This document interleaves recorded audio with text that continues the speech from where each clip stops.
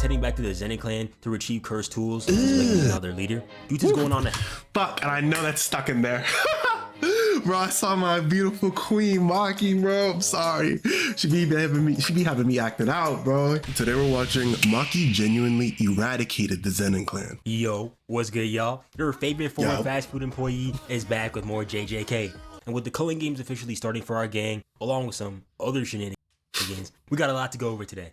Now, last we left off, we met Naoya, Zenin, and Yuta Kotu. Naoya had that one moment that I've seen everywhere for the past 2 weeks. Damn. Yuta killed Yuji, brought him back to life, and while explaining everything, Megumi pulled up. Ugh. After getting his back blown out by Big Raga, Potential Man finally returns. On a serious note though, this scene right here is probably one of my favorites from Megumi. For a guy who doesn't take his own feelings or his life seriously, he's pretty damn good at making others realize their worth.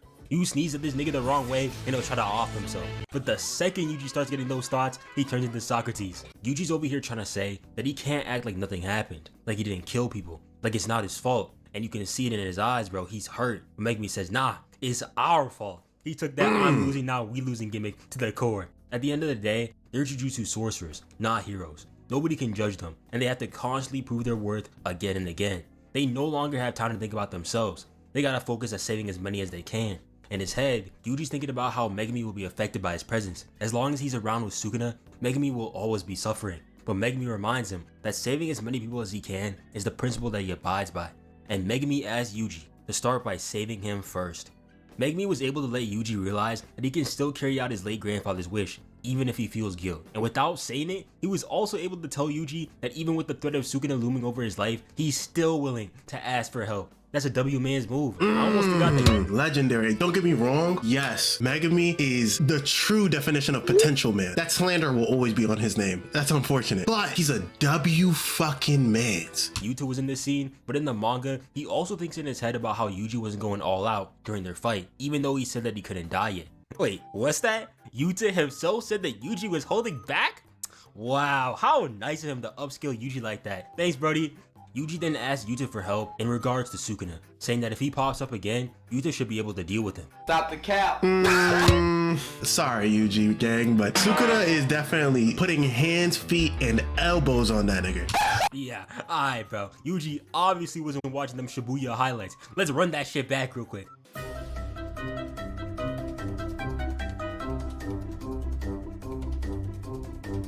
Hell 5, 10, 15, 20, I don't care how many fingers Yuji shoves down his throat. Yuta is not beating Sukuna.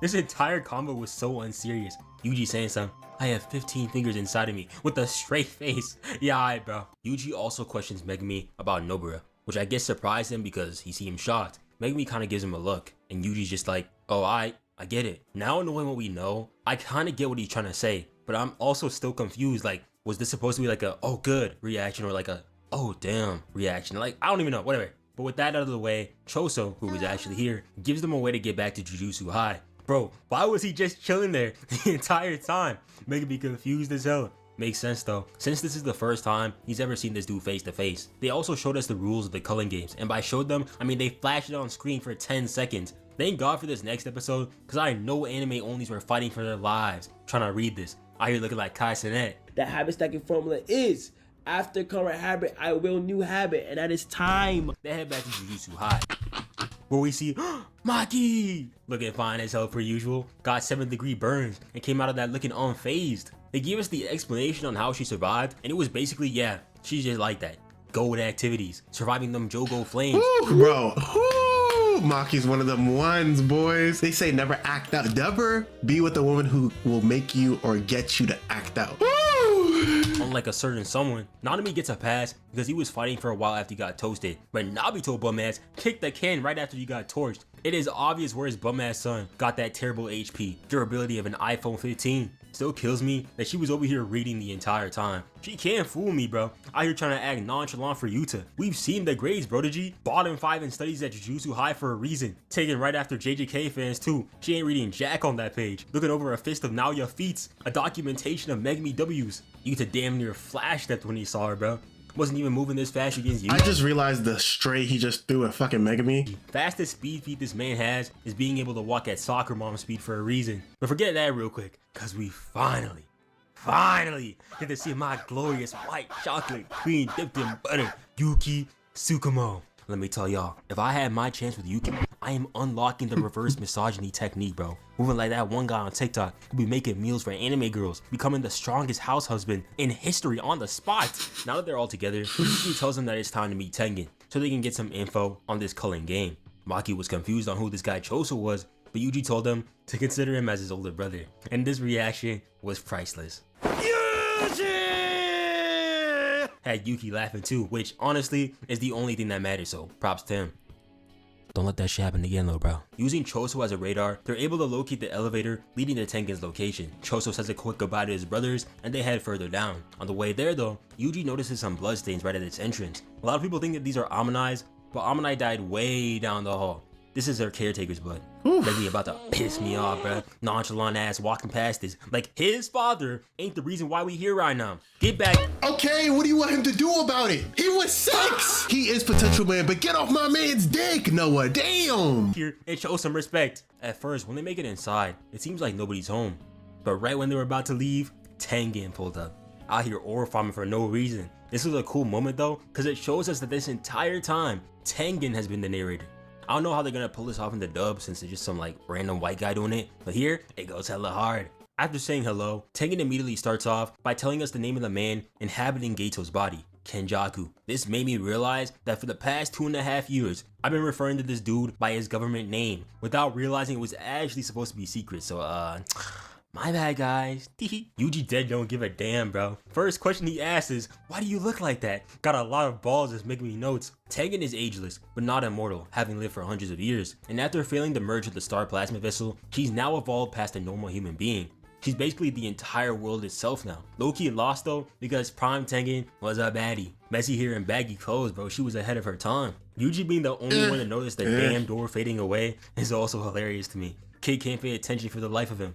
Anyway, we're about to get a ton of information, so bear with me and lock in for this part because what they're saying is very important. We gotta end the stigma of JJK fans not reading their own damn manga. Kenjaku's plan is to force every human in Japan to evolve, and since using Tengen's barriers to give everyone a cursed technique with idle transfiguration would be too hard, he instead wants to merge humankind and Tengen together. Now, this wouldn't have been a problem for us 12 years ago, but Tengen has evolved, meaning that she can now assimilate with people other than a star plasma vessel. Tengen isn't just one person though. Her soul is everywhere. They're the world itself. If she was to merge with a human, they would evolve beyond a sorcerer. Being there, but not there, if that makes sense. If it doesn't, don't worry, I don't get it too much either. Tengen is able to maintain her shape and sense of self because of her barrier techniques. But if even one human went out of whack, everyone would lose control, since there wouldn't be any boundaries between individuals. A whole lot of yap, but basically if Tengen merges with humanity, everyone is cooked. Or another way to comprehend it, which I had to do a lot of research for, was that basically if Tengen connects with everybody, they all become a hive mind. Now, we don't know why Kenny wants to do this yet, and we won't for a while. But either way, this shouldn't be too much of a problem since Tengen could just resist, right? Well, nah. Thanks to that evolution, Tengen is more cursed spirit than human, making her a target for cursed spirit manipulation. Yeah, Gojo messed up big time for not getting rid of that body, and Geito messed up big time for being so ass. How do you get dropped off by year 1 new to a Kotu, bruh? Bum. Timing is also an important factor. The Star Plasma Vessel, the Six Eyes, and Tengen are all connected by fate. In the past, Kenjaku got his ass handed to him twice by Six Eyes users. So instead of going out of his way to kill them, he focused on a way to seal them, since you can't have two at the same time.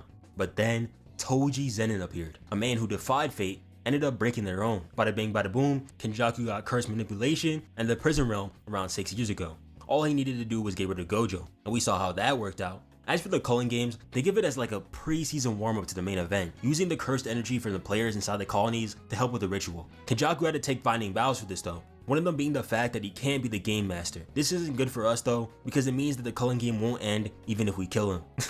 Bro thinks he's on the team. So, you'll need to participate in the culling games, make a rule that allows certain players to leave, then free Gojo from the pen, cause he could probably settle this all by himself. Tengen will also need some help, since Kenny could just pull up anytime and wipe the floor with them. So Choso and Yuki opt to stay, letting Yuta be with his friends for once. Yay, back to Gojo though. Tengen actually has a way to free him, giving us the back of the prison realm. Since they can't open it without the front though, they'll need a tool or ability that negates cursed techniques. Unfortunately, that dumbass Gojo got rid of the inverted spirit of heaven. And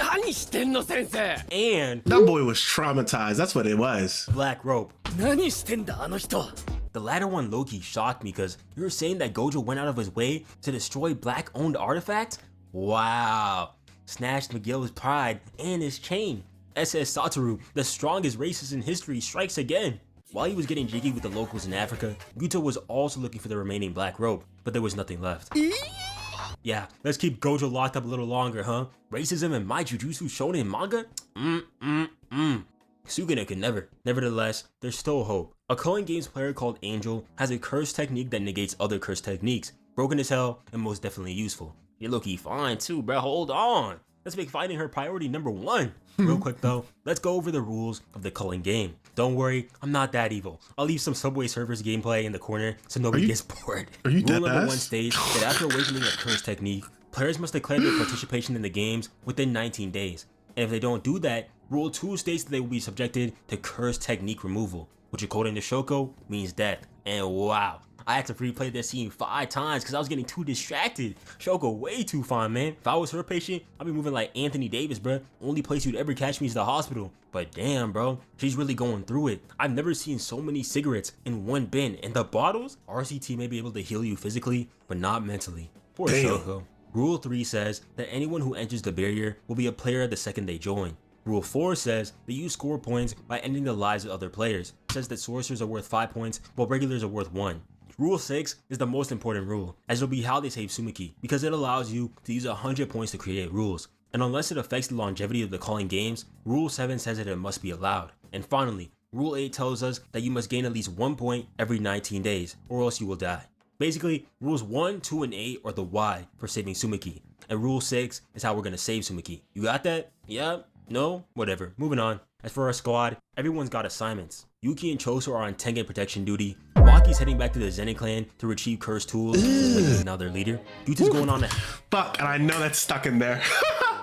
Bro, I saw my beautiful queen Maki, bro. I'm sorry.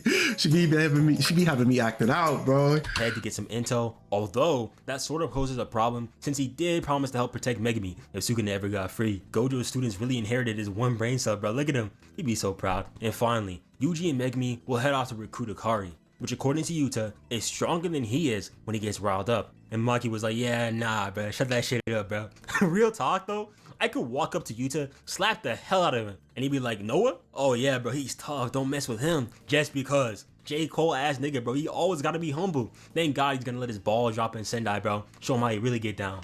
But yeah, that's the plan. Wasn't so bad, right? Reading for a change. And Yuji also had a really nice goodbye with Choso. Bro was literally in tears watching them leave. Every episode I grow to like him more and more.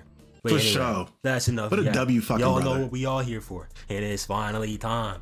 The most anticipated episode of the season so far, where our glorious GOAT Maki takes on the Zenin clan. After Maki makes it back over to the Zenin clan, she runs into the strongest bum of today, Naoya Zenin.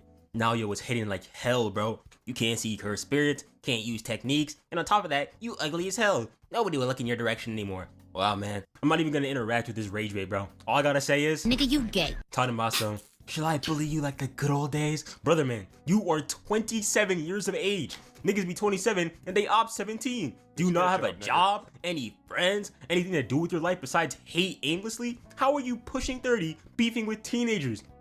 No wonder Toji is his idol. Both of their only wins were against minors, and the family interactions just keep getting worse. On her way to the weapons room, she runs into her mom. Her mom starts yapping about how Maki isn't allowed here, like she hasn't been here for no reason, but Maki says that the clan head said it's alright.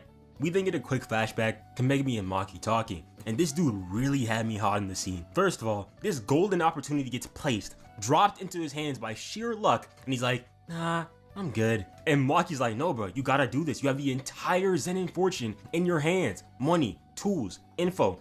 This dude now has the power to change Jujutsu society. And you know what this buffoon says? He's like, you do it, Maki. I'll step down. The lack of self-awareness in this statement is insane. Asking... Okay, no, you got that one, Noah. You got that one. Cause that nigga was off bullshit. Maki to become the leader of the Zenin clan is like asking Carson Beck not to throw a $5 footlong when a championship game is on the line. This nincompoop, in all seriousness, asked a woman to step up and lead misogyny HQ.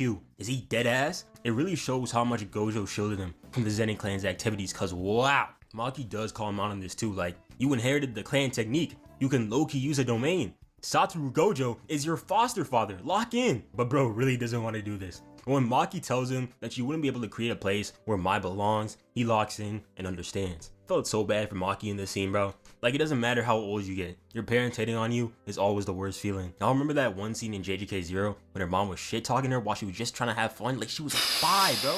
Evil work. Maki then makes it inside, but instead of fighting weapons, she finds her father, and worse, Mai, on the floor and bleeding out. Because you see, the Zenin clan had no intention of letting Megumi become their leader, and thank God, because that boy's some buns. But they had another plan instead. Since Gojo is technically a criminal, anyone who tries to free him will be guilty by association. So they decided to get rid of Megumi, Maki, and Mai on the basis that they're freeing Gojo. Another day, another stray. All that girl Mai wants to do is live peacefully and do chores, and they're getting her executed for someone she doesn't even care for. The crazy thing is, Maki's own father, Ogi Zenin, was the one who came up with this idea. And that also means that Maki's mom willingly let her walk to her death. What an evil family, bro. This dude actually might be soulless, like I'm not even trolling. They honestly gave this scene some crazy atmosphere. Taking away the light so they had to fight blind was tough. At the end of the last episode, Tengen gave Maki the location of Dragon Bone. It was the sword of that one guy from like season 1, nobody really cares about him, but it's low-key cracked. Unfortunately though, she was way outmatched against her father. Blocked the first hit, spun back and broke her dad's blade, and when she stepped in to go for the kill shot, her pops pieced her up light work. Bro using an invisible sword, knowing Maki couldn't see this motherfucker using a lightsaber and shit. As Ogi drags his daughters to their doom, he starts yapping about some, oh, I wasn't able to become the clan leader because my children were ass. Like, that's such an excuse, bro. Nabito had one child out of God knows how many become his heir. Bro was out here shooting blanks, and you mean to tell me that his quality was good? A wise man once said, I'd rather go 0 for 30 than 0 for 9, because the latter meant that I stopped shooting. If he really was about that life, he would have kept going until he found the one. And man, it was really looking like it was over for the both of them. But with the little strength that she had left, Mai crawls over to her sister. Maki's tough though. Even with her injuries, she's still alive, but barely. And with no other choice, Mai knows what she must do. When she wakes up, Mai tells her that she was hurt pretty bad too, and after what she does next, she's gonna die. So this is goodbye. Bro, where was she walking off to? Ain't nothing but water over there, brother. She's about to have to swim to the next location.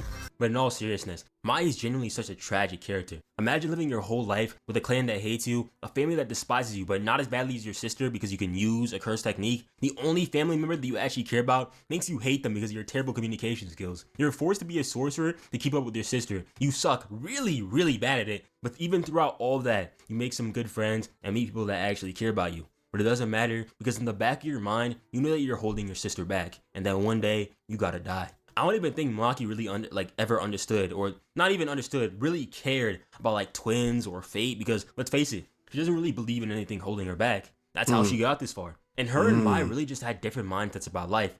Each of them wanted the best for each other, but if they're not in sync, none of that matters. Maybe if they talked it out, they could have worked it together, but I don't know, bro. I feel like 90% of problems in JJK would just cease to exist if these characters took like 5 minutes to talk to each other. Mai is always so angry at Maki for leaving her and becoming a Jujutsu sorcerer, but now Mai's the one leaving, and this time, she can't come back. The only thing she leaves is a flower, and one last request: destroy everything. Maki woke up and immediately got on that timing. Entire family getting slimed out today, no question. Pop sensed the aura and immediately felt fear that he hadn't felt in years. Was out here seeing Toji's aura and shit. Bro's been dead for 12 years. Tried popping ult, but Maki told him to shut that shit up. Took the top off, no gunner, it's go time. The second Maki started her rampage, the Zenin clan alarm bells went wild. I know Naya was hearing them saxophones when he heard Maki slimed out Ogi. Tech talk, buddy, your end is almost near. To stop Maki, Nobuaki Zenin sends his Kukuru unit to deal with her. Chicken. Now I'm hungry. Anyway, the unit is basically all the men of the Zenin clan who can't use curse techniques. Maki was also a member before she entered Jujutsu High. Gege really be lazy when it comes to names, bro. Nobuaki? That's just Nobura and Inumaki combined, bro. Be for real. I can't lie though. The second I saw all these guys in one room, I knew they were cooked. Rule number 2 in anime: if you're jumping an individual with more than 2 people, then you are most definitely losing. Maki about to put them boys on a highlight reel. Let's get it. She in the back started off screaming like he was about to move a muscle. Out here yelling for no reason. Maki starts off on fire, 4-piece combo off rip, violates these guys, goes up and over, throws the sword. Then I don't know who the hell this guy thought he was, pulling up all saucy with the staff movements. Maki had to remind him he was a side character. Know your place, nigga. Another 2-piece, blocked this guy, gave him the Gojo special. Then it was just straight carnage. Hit this guy so hard, his guts came out. Weaved the sword, looked that boy dead in his eyes, and he was like, yeah, you're cooked. straight up the middle like she's Saquon. Then while using her blade like a chainsaw, she cuts them fools down. And yeah, I can't even be mad at them being scared. Bro did not sign up for this at all. Imagine training your entire life just to be turned into some abstract art. That heavenly restriction had Maki hitting moves she's never hit before. Took sliding for your homies to a whole nother level. Looking like Mbappe hitting this attack. Down low for the evasive. Was taking out legs while upside down. And yo, I genuinely feel bad for this guy right here. Cause imagine you're staying in the back so you don't get noticed. Then you get singled out for no reason. Look at this slide. This is straight out of a nightmare. Didn't even get Bro, do you see how that one nigga flinched though? Out for no reason. Imagine you're staying in the back so you don't get noticed. Then you get singled out for no reason. Look at this. Look at this nigga flinched. He's like, oh god. Slide. This is straight out of a nightmare. Didn't even get slashed either, but he got hit with that Goku 1-inch punch. Maki deadass testing her powers just to do it. But yeah, that was that. Maki takes out the entire unit, and when Nobuaki pulls up, he's like, damn, she really like that. But it's not over yet. Maki then gets clapped by these humongous hands, and we see that the big dogs of the Zenin clan have finally arrived. The Hei, the strongest sorcerers of the clan, who are semi-grade 1 and higher. In other words, they don't have shit on Maki and they're about to get stomped. Maki jumps out the cut, Nobuaki barely blocks. Thought he was tough hitting that slash away, but Maki told him, you ain't like that. Give me that shit. Gramps then pulls up, but Maki didn't even need to try to beat him. Old ass was already 1 foot in the grave. Go ahead and say hi to Toji for us, little bro. Then Ronta's in strike. Bro, thumbnail. Woo! Thumbnail. With his technique. Ronta Glaze has always been so funny to me. This dude got fake rep from that one forged Gege note. Ronta Zenin was a good guy, using his wealth and influence to manage various orphanages and shelters for the homeless, animals, and battered women. Yeah, right. The day that a member of the Zenin clan does something of value for this world is the day that Megumi hits a fully functioning domain expansion, bro. Don't make me laugh. This scene Loki had me hot though, because Ronta was genuinely fighting for his life while Maki was laughing off his technique, and this dumbass Jinichi was trying to ore farm. Like Ronta was out here putting his life on the line for this junk, and Unk is trying to have his main character moment. No wonder Toji was always better than this bum. He would never do this. And yeah, his technique was cool, but bro is not Saitama. This John only works in the strongest battlegrounds, brother. Maki packed his lame ass up. Low-key feel bad for Ronta though. Like, this is what happens when you have a squad of niggas who are just playing for the vibes, not an ounce of urgency. The Marvel Rivals beef, I'm dead. It was used when they heard Maki went crazy, and now they're all dead. Go figure. With that, there's only one person that Maki needs to be. Naoya Zenin, the head of the Hei. You know, there's something really sinister about this dude Naoya. Literally just watched his entire extended family get sent to the Juice WRLD concert, and he's over here smiling like a goddamn Morris, talking about some, don't you have a human heart? Like, do you? Crazy Orlob for Maki though, saying some, nah, she took it with her. Naoya was moving crazy though. They start going at it. He grabs Maki, freeze frames her, then sends her flying. But he knew he was about to cook. Peep the smile. Bro was out here piecing her up in different frames while Maki was upside down. Insane work. Grabbed her, sent her ass up and away, didn't let her rest for a second, boomed her again, then gave her the speed blitz of doom. Maki was low-key fighting for her life. But when I saw her hit that slide, I knew she was about to lock in. Told Naoya to bring it. But Naoya knew that he couldn't just take Maki head on. So instead of stopping like he did in his fight with Choso, he taps her and goes around for the kill.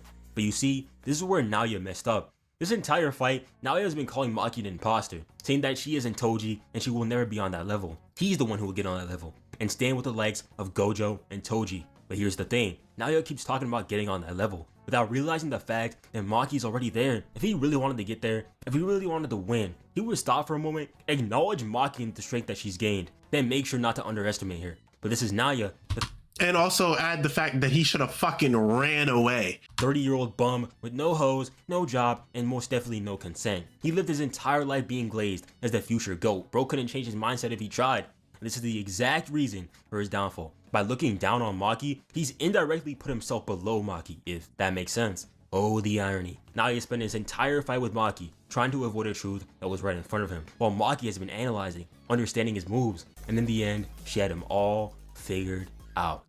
I have never seen JJK hit a 3-angle sports center replay on an attack like this before, but he got exposed with a Mortal Kombat X-Ray finisher too. Oh nah, Maki really said, my bad, I ain't hear you. Wanna say that shit again? The Zenin clan's biggest failure really just dropped off the entire clan in one afternoon. I know Gato's soul is absolutely raging in hell right now. Another day, another monkey doing exactly what he couldn't. And speaking of which, I know Toji is celebrating with glee in heaven. And I know a lot of people are gonna be like, oh, what about the women and the children? And to that, I say, nigga, fuck that child. I don't give a damn about them.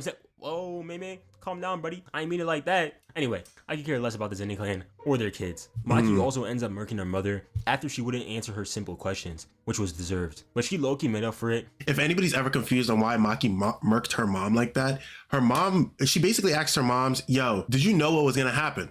What? Wrong answer. And so she had to get slimed out too. Going out of her way to end off Nalia. How hilarious is it that this dude was always talking about women being 3 steps behind him or else, and he ended up being murked just because of that exact rule. Gay poetry. But yeah, that's it for today.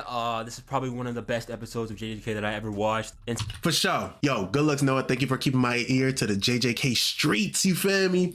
I appreciate you. You know, oh, hold on. You earned that subscribe, my boy. You earned that subscribe. Hit me with the subscribe, good boys and girls. I love you guys. I appreciate you guys. Like up, sub up, and I'll catch you guys in the next one. Grit your teeth and chase your dreams.